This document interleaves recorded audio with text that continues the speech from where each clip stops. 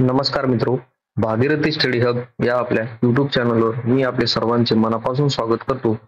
आजच्या व्हिडिओच्या माध्यमातून आपण जो काही टीईटीचा अभ्यासक्रम आहे पेपर 1 चा त्याविषयी आपण माहिती पाहणार आहोत.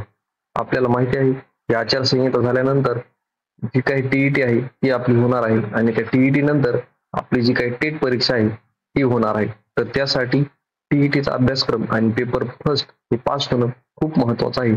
तर चला या व्हिडिओच्या माध्यमातून आपण जो काही अभ्यासक्रम आहे तो पाहू आणि त्या भाषेविषयी किंवा जे काही गणित आहे त्याला पुस्तक कोणते वापरायचे आणि तुम्ही त्या पुस्तक वापरून कमीत कमी वाचन करून पास कसे होतात हे आपण या व्हिडिओच्या माध्यमातून पाहू. तर चला सुरू करूया. तत्पूर्वी तुम्ही जर आमच्या चॅनलवर नवीन असाल तर सबस्क्राईब करा, जेणेकरून शिक्षक भरतीची कसलीही अपडेट आपल्याकडून मिस होणार नाही.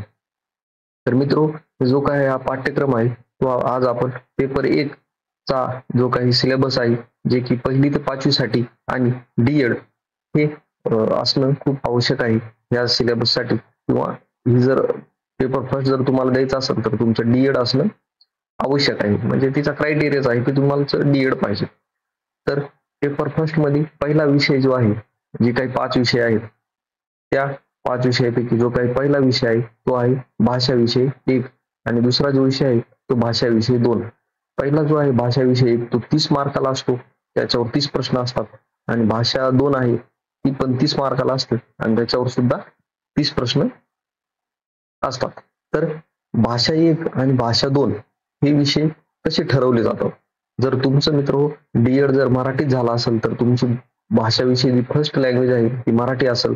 जर तुमचं डीएड जर इंग्लिश मध्ये झालं असेल इंग्लिश माध्यमातून तर तुमची भाषा फर्स्ट ही इंग्लिश असेल.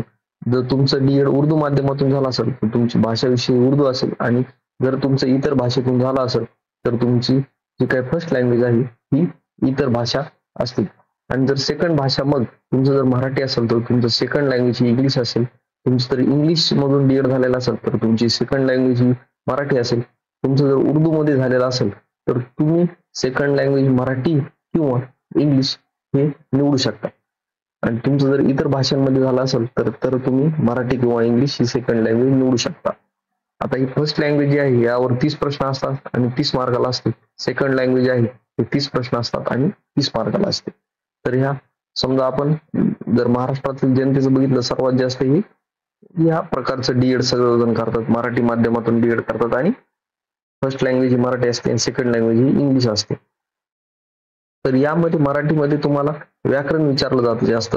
म्हणी, वाक्यप्रचार, कधी कधी लेखक, पुस्तकांचे लेखक ओळखा असे प्रश्न विचारले जातात. आणि इंग्लिश मध्ये सुद्धा तुम्हाला व्याकरणावर जास्त भर असतो, जो की तुम्ही दैनंदिन स्पर्धा परीक्षेमध्ये जे काय अभ्यास करतो त्या अभ्यासावर हे 2 विषय तुमचे निघू शकता. हे जे काही 60 मार्क आहेत त्या 60 मार्क पैकी मित्र हो तुम्हाला तुम्ही जर व्यवस्थित अभ्यास केला असेल तर या 60 पैकी तुम्हाला 50 मार्क किंवा 50+ मार्क शक्य आहेत. म्हणजे तुम्ही हे घेऊ शकता, खूप इझी आहे.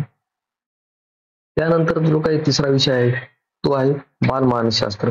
आता तुमचा हा डीएडचा विषय आहे आणि त्या डीएडच्या जो काही 2 पुस्तक आहेत डीएडचे त्या 2 पुस्तकाच्या बाहेर एकही प्रश्न जात नाही.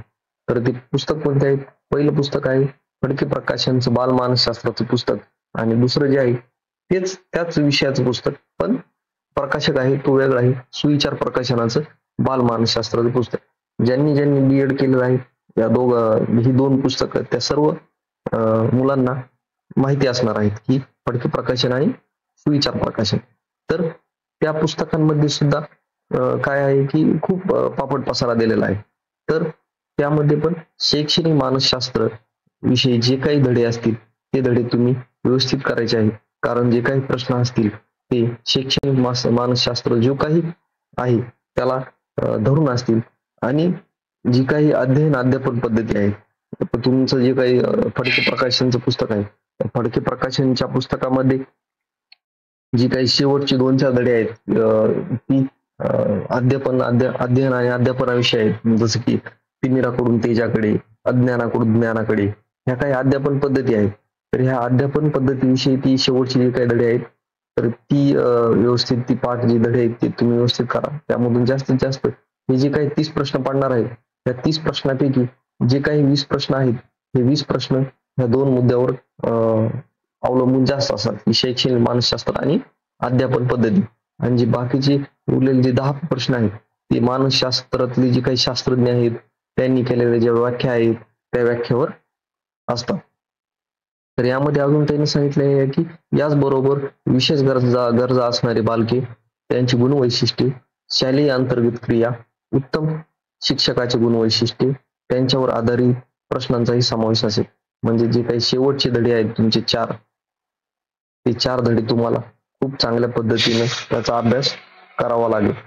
कारण जी काही शिक्षकांची गुणवैशिष्ट्ये आहेत की चारित्र्यवान असावा, नीटनेटका पोशाख असावा, बोलण्याची भाषा व्यवस्थित असावी, हे जे काही गुणधर्म आहेत शिक्षकाचे ते एकदम शेवटच्या पाठांमध्ये सांगितलेले आहेत फडके प्रकाशनच्या.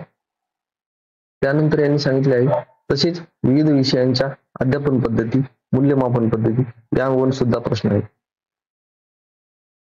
त्याच मानसशास्त्राच्या पुस्तकामध्ये अध्यापन पद्धती दिलेली आहे, जसं की तिमिराकडून तेजाकडे, अज्ञानाकडून ज्ञानाकडे. आता पाठ जर विज्ञानाचा असेल, समजा एखादा पाठ विज्ञान तुम्ही विषय शिकवता आणि विज्ञानाचा जर एखादा पाठ असेल जसं की सौरमंडल, तर सौरमंडलला तुम्ही कोणती अध्यापन पद्धती वापरणार? तर सौरमंडलला कोणती वापरणार? अज्ञानाकडून ज्ञानाकडे. जर मुलांना काही माहित नाहीये, अज्ञानी आहेत मुलं, मग त्यांना ज्ञानाकडे नेण्यासाठी जी काही पद्धती वापरणार ते असं, म्हणजे प्रश्न विचारला जातो की विज्ञानाचा सौरमंडल धडा शिकवण्यासाठी तुम्ही कोणत्या पद्धतीचा, अध्यापन पद्धतीचा वापर करणार? तर अज्ञानाकडून ज्ञानाकडे असं जे काय मूल्यमापन पद्धती कोणती वापरणार हे मानसशास्त्राच्या पुस्तकामध्ये सर्व दिलेलं आहे. तर याचा तुम्ही एक स्क्रीनशॉट काढून घ्या, जेणेकरून तुम्ही ज्यावेळेस मानसशास्त्राचं पुस्तक वाचताल त्यावेळेस ते फायद्याचं राहील. नंतर विषय आहे जो गणित. आता गणित विषय जो आहे ते तुम्हाला टाइम कन्झ्युमिंग खूप आहे. म्हणजे तुमचं जे काही वेळ आहे ते वेळेचं नियोजन तुम्हाला लावून तुम्हाला ती विषय व्यवस्थित शिकवावा लागणार आहे. कारण टाइम जर तुम्ही व्यवस्थित जर हे नाही केला, गणित विषयाला जर तुम्ही कितीही टाइम दिला तर तुम्ही जे आहे ते तुम्हाला वेळ पुरणार नाही. आणि गणित विषयाचा असा आहे की तुम्हाला ती जी काही प्रॅक्टिस आहे ती प्रॅक्टिसच तुम्हाला लागते. तिथं असं नाही होणार की तुम्ही न प्रॅक्टिस करता जर जाताल तर तिथं गणित जमणार नाही. आता टोटल आपल्याला आहेत 90 मिनिटे, 90 मिनिटे आहेत आणि तुमच्याकडे आहेत 150 प्रश्न, बरोबर. आता 150 प्रश्नापैकी तुम्ही बाकीचे तर तुम्ही सोडू शकताल, पण हे जे काही 30 प्रश्न आहेत गणिताचे, या 30 प्रश्नांना तुम्हाला टाइम लागतो. समजा एका प्रश्नाला 2 मिनिटं लागतात, तर 120 प्रश्न जे उरलेत गणिताचे, जे 30 प्रश्न सोडून जे काही 120 प्रश्न उरलेले आहेत, ते 120 प्रश्न तुम्ही 60 मिनिटात किंवा 50 मिनिटांमध्ये काउंटर जर केले, सोडवले, तर तुमचे जे गणिताचे 30 प्रश्न आहेत ते एकदम व्यवस्थित तुम्हाला 30 पैकी नाही म्हणलं तरी तुम्हाला हे 20 ते 25 मार्क देऊन जातात गणिताचे प्रश्न. त्यामुळे गणित सोपं आहे, पण प्रॅक्टिस करण्याचा भाग आहे तो. आता गणितामध्ये काय विचारलं जाईल, तर गणिताची व्याप्ती ही 1 ते 5च्या प्रचलित अभ्यासक्रमावर असेल. म्हणजे 1 ते 5 जी काही शाळा आहे, 1 ते 5 जे काही वर्ग आहेत, गणित विषय आहे, त्या गणित विषयाचे पाठ्यक्रम थोडक्यात सांगायचं झालं तर नवोदयच्या परीक्षेला ज्या पद्धतीने गणित विचारले जातात त्या पद्धतीने तुम्हाला या टीईटीच्या परीक्षेला गणित विचारली जातील. कामकाळ वेग असे जे काही चॅप्टर आहेत ते विचारले जातील. नंतरचा जो काही भाग आहे तो आहे परिसर अभ्यास. परिसर अभ्यास हा जो काही विषय आहे तो आपण जीके म्हणू शकतो याला.